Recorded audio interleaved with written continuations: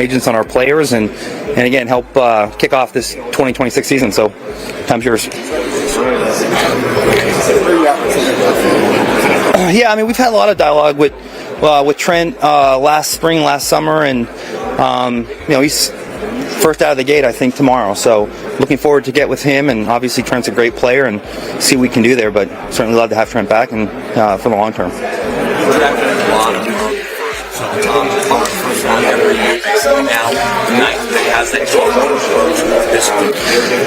It's funny, every year when we were picking 31, 32, I'd always say, man, if we were just at 24 or 25, we'd be exactly where we want to be. And now we're at 9. I'm like, man, if we were just at 4 or 5, we'd be exactly where we want to be. So I think every GM kind of has that mindset where, unless you have the first pick, there's a certain element that you can't control, and you have to let the dominoes fall, if you will. But we're excited. I mean, we don't want to be picking 9 every year, but we're excited to add some young talent to this roster, and I think even more excitingly, those second, third rounds where it felt like years past, day one would end, we'd come in there and there'd be 5 or 6 players, but you knew at 32 in round 2 you wouldn't get them either. So it's not just the first round. I think we have an opportunity to really capitalize here and add a lot of talent throughout the course of the draft weekend.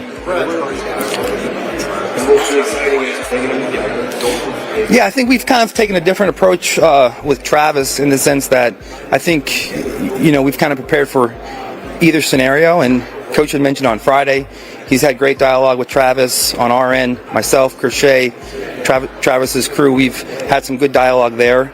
And I'm sure we're going to see him here just like we will all the other players' agents, and we'll continue that dialogue. But Travis is the best. He's an icon, and hopefully he comes back, and we'll just kind of let that process play out.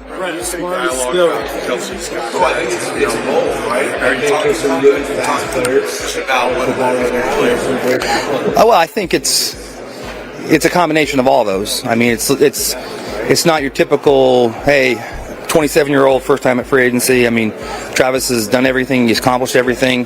He's about to get married. He's got a lot going on.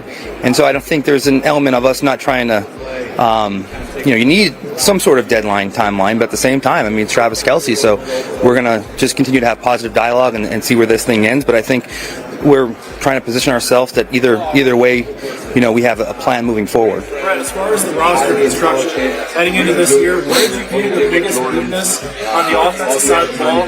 How can you protect Patrick coming off the torn? Well, I think it's certainly we want to get more explosive in the running game, and we've invested in that interior, and with Trey Smith and Creed Humphrey, 2 of the best in the league, and we thought Kingsley made a big step. I mean, those are 3 talented interior players. So I think, and we've talked about it, and Coach has done an amazing job with his staff cranking on that scheme eval, but I think being more explosive in the running game and really taking advantage of those interior 3 to kind of impose your will on an opposing team's defense. But I mean, the running game takes a lot of pressure off everybody. So I think if we can be more explosive and more effective in the running game, I think obviously we take a lot of pressure off Pat, especially coming back early in the season with the injury. So everything's kind of a puzzle, and I think with a lot of our players, I don't think that there's any one of our free agents that we look and say we don't want these guys back. I mean, they're really good players. We won a lot of games with them. It's just a matter of trying to put the puzzle together and what else is going to be out there, their price points, and kind of fitting the whole thing together. So I think what we do is we just kind of remain in contact and keep that dialogue open. But all those players that you'd mention, or if I didn't mention any of the Chanels and the Cooks and the Watsons, I mean, all these guys we're monitoring, and we're trying to get as many back as we can. Obviously, it's unrealistic to think you will, but we have to be able to go in different directions. I mean, there's some times where you don't think a guy's going to come back here, and then all of a sudden, because you either didn't execute something or someone else took a different deal, things open back up. And so I think you just need to remain flexible and fluid during these situations, but always have layers of backup plans when you enter this part of the season. Not many through obviously answered up there, but there's some good pieces in place that I'm really excited to work with. Well, I think it's on the rise to a degree, but typically the better you are and the more higher profile you are, I mean, it's the less leverage you have sometimes, and and then those players follow suit with other players, and everyone kind of does the same thing. So I think it's always been the case where it kind of varies when you get to the degree of each and every player. But that's a good question. I don't know to what percent is it on the rise. I know it's something that all teams utilize, and we do as well. And a lot of it comes down to just kind of the caliber of player or the tier of player. We're doing it when we can. That's just one of those things we do, and especially with the guys that have a little bit more injury history, and there has to be a trade-off too if you're going to give some guy a contract, and there is a bit of that injury question, and so I think we always try to implement that, but I think it varies by player and position. When have you noticed now that you guys have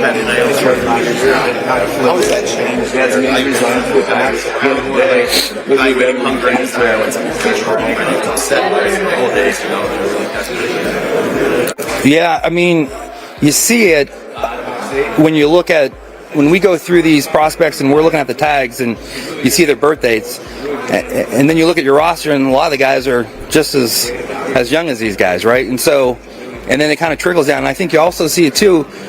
I think when the official decision date for these underclassmen came out, I believe we moved over 25 guys off our board that we had top 75, top 100. So it really impacts, I think, the draft, and then you're getting older prospects as you go on. So I don't think that's going to change anytime soon, and that's something that we have to adapt to until there's some wholesale changes on what they do on the college side. I think this is just going to be the way things work now, and it's for us to adapt and adjust to it and position yourself to get some of the younger players that have a little bit more growth and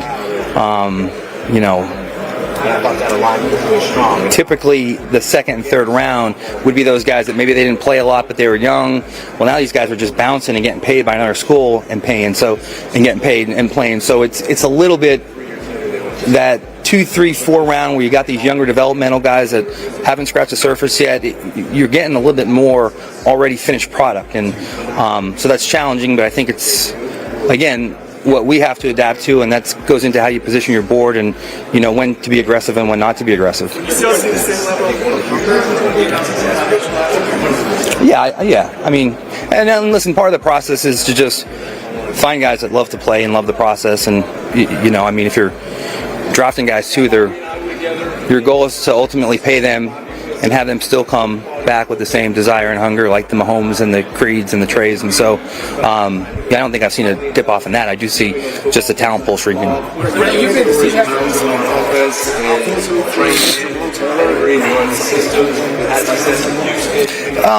So, with Juwan, Mike Dana was a little unique and different. Mike Dana was in the building this week. I had a chance to talk to Mike, and you guys know Mike. He is as good as it gets.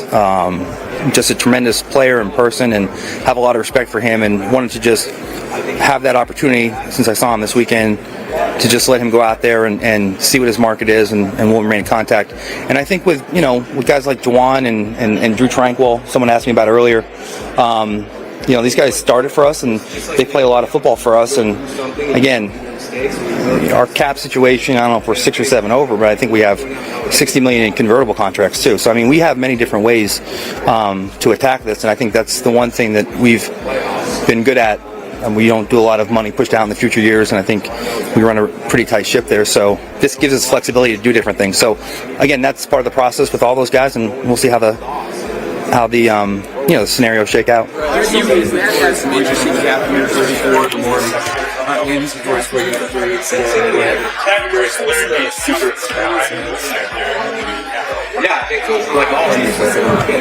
Well, that's a better question for Andy.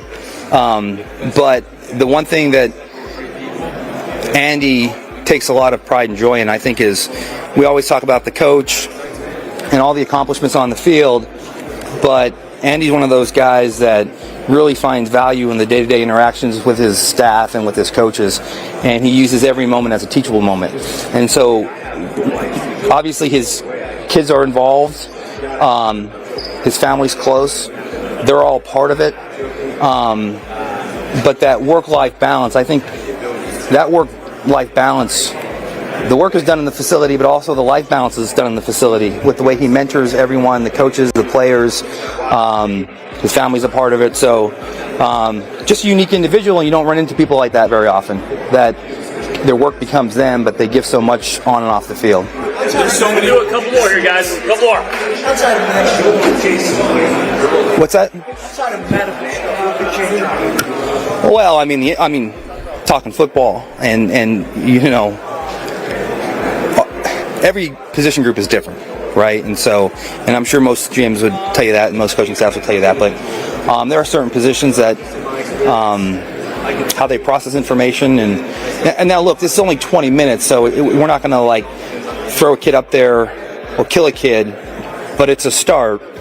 And then you have your informal time here, you have potentially formal time here, you have Zoom opportunities now, and then you have in-house 30 visits, and our coach can go visit them. So I think sometimes when there's a question, I don't think anything's determined here. I think it's part of the process. And so we've had a couple guys yesterday that, just some of the football knowledge stuff we weren't sure on, and they kind of nailed it, and we were really impressed. And only 20 minutes, so on the other side there, we're going to make sure that is what it is. But our college scouts do a great job of painting the picture and having me, the coaching staff, everyone in that room prep for here's the player, and here's the background situation, here's where he's from, and here are the things. Some of these guys are smart, they just don't articulate it well. So it's just seeing the whole puzzle piece come together. And like I said, I don't think we take a bunch of names off, but it's just a pathway to keep digging and getting as much information as possible. Last one, top people, go ahead. Last one right here. Seeing both sides how do you weigh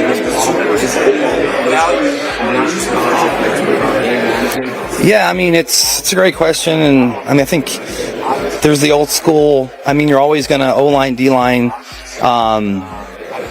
Those positional values are there. You see them in free agency. But at the same time, arguably some of the best players in this draft are maybe at non-premium positions. When you look at the Ohio State linebacker, the Notre Dame running back, the safety at Ohio State. So those are really, really good players. It's hard to find faults with their tape. Really solid. But again, some of those more premium positions, interior D-line, edge rushers, they're hard to find. And with those guys, the problem with those guys is they're hard to find, and then they don't really become available in free agency. Some of those other positions, they're good players. You'll probably eventually get a chance to get some of those positions in free agency. So that's kind of the things you just have to weigh, kind of go through and weigh out all the options. But at the end of the day, I think you just want a guy that's going to come in here and be a great contributor on the field, off the field, and stick to that old mantra, take the best player available, right? How do you characterize I think every year, it's a challenge, and we do have some flexibility with how we're set up to do some different things, but it's not like we have $90 million in cap space, and we have to execute an efficient game plan in free agency, and then we got to nail these picks, and that'll be important for us to keep this run going. Obviously, we had a step back last year, and everyone was disappointed, and but everyone's motivated, and even the coaching staff too. Like I said, the last few years we haven't had a chance to really get with them much before the combine, and right after that Vegas game, those guys were all in, and it was exciting and energetic in a way, just to get out there. And I think the last few years, we were kind of just like in a maintenance stage, and now we're trying to just rebuild this thing again. And I think for a GM and a personnel staff, that's exciting. Thanks, Veach. Appreciate it. The Kansas City Chiefs are preparing for all possibilities when it comes to the star tight end Travis Kelce. Chiefs General Manager Brett Veach recently made it clear the organization is ready for either scenario regarding Kelce's future. While retirement speculation has followed the veteran tight end over the past year, there's growing buzz that Kelce is leaning toward returning for a 14th NFL season. Kansas City has reportedly maintained communication with Kelce throughout the offseason and has been transparent about its desire to bring him back in 2026. However, Kelce is scheduled to hit free agency, meaning a new contract would need to be negotiated if he decides to continue his career with the Chiefs. After entering the league as a third-round pick out of the University of Cincinnati in 2013, Kelce has built a Hall of Fame resume. He originally signed a 4-year, $3.126 million rookie deal before securing a 6-year, $46.8 million extension in 2016. In 2020, he inked another 4-year, $57.25 million extension, with base salaries of $12 million and $16.25 million scheduled over the final 2 seasons. Even at 36, Kelce continues to produce. In 2025, he played all 17 games, hauling in 76 receptions on 108 targets for 851 yards and 5 touchdowns, proving he remains a key piece of Kansas City's offense. Whenever Kelce ultimately decides to hang up his cleats, he won't be short on opportunities. From a rapidly growing media presence to his highly publicized relationship with global pop icon Taylor Swift, the future off the field looks just as bright. For now, though, the Chiefs and their fans may not have seen the last of number 87. Kelce is currently ranked among our top 10 NFL free agents heading into 2026, and his decision will undoubtedly shape the league's offseason storyline.